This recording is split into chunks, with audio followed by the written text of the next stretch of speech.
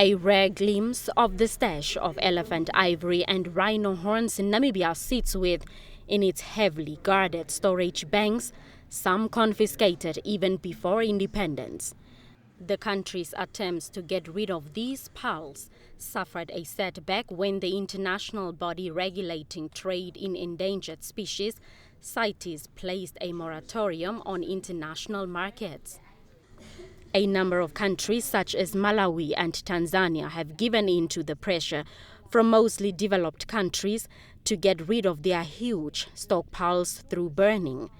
Namibia's Environment and Tourism Minister is unwavering in his resolve that the country will not follow the trend of burning these natural resources when their sale could inject billions into state coffers.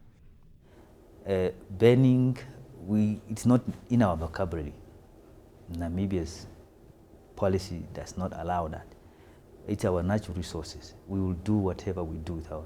If there are people who want to buy them and burn them, as long as they become their property, they can do that.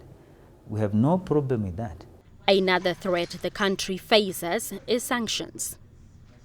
We care less about that. We are not going to do that. During a recent CITES meeting, Namibia, South Africa, Zimbabwe and Botswana, as the range states of elephants, fought against other CITES member states' resolution to block domestic trade in ivory. While other African countries remain silent, the range states argue that they have strict measures in place to ensure that illegal products do not enter the markets. However, it is not clear when the countries will start actual trading. There are elephants in the zoos that I bought. We are in a situation where even the habitat of these animals becomes smaller and smaller.